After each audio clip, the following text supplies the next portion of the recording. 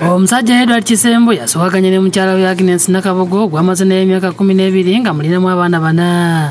Bino bibadde ku kyalo Bukeerere ekisangibwa mu ggombolola y'Egoma Mukono ng'entalo evudde ku Kisembo kubuusabuusa abaana nga kuba n'agamba nti yandibanga ayinako omu yekka. Abaana bano baliko akabuuza okusinziira ku bigambo bye byakola ki byayogera era n'obujulizi weewuli.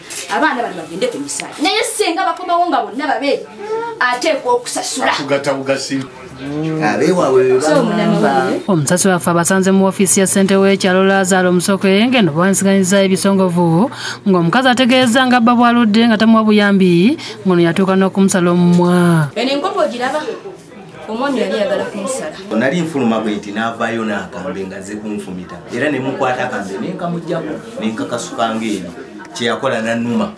Nze mukwetaasa wano okusikayo ki omukono n'akanene lumuyuza. Natema akatooke mu lusuku n'agamba ngende gavumenti empe emmere gye n'amuwabira emukono bampe kyendisaabale. Wakati mukulu okusamaziga ategeeza nti oluvannyuma lwa bba okumugoba talina waakusula n'abaana so nga ennyumba bba mwamugoba bagizimba bonna. Yakuba ku mataffaali ago nga nze wenganika wengakyusa nga tukola firimu kyudde njagala mpeeko paati yange n'abaana. Namuleeta buleesi ogenda okujja awo nga buli kimu weekiri. Yakwata ejjambi yange ne sekretary alaba n'amaaso ge n'atema embuzi zange n'angobesa enkoko. Embuzi nazimugobesa nga tazisobola zirinda tazifuga.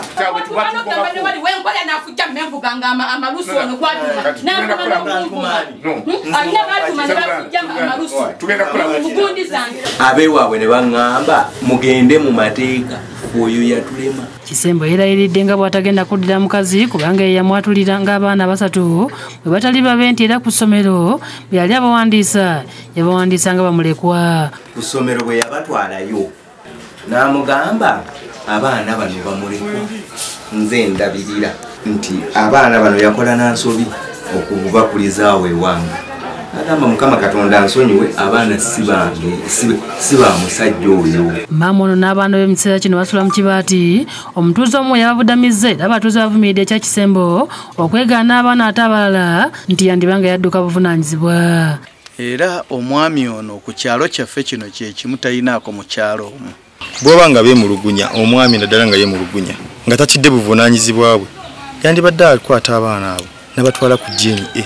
Maama we yafa n'agaana okuntwala okuziika ne taata we n'afa n'agaana okuntwala okuziika n'olumbe ne lutuuka era n'agaana okuntwala nze okulabayo n'abaana bakole ki balabeyo ewaabwe. Kati asaba bazeese okumudduukirira n'ensimbi basobole okutwala abaana babeeyeegana ku musaayi bakeberebwe endaga butonde. Mbadde nsaba enkwatizeeko bakebere abaana bano omusaayi beyeegani naye bukuzuuka nga abaana babe ate okusasulira okuswala kwange. Nenze ndowooza nti basobola okutuula ne bakkaanya lwakuba ndudde nabo ng'era bwe batyo naye kinsanyusa buli babeera wano baddayo ddamu okubalaba nga atisiti bazaddeyo omwana omulala.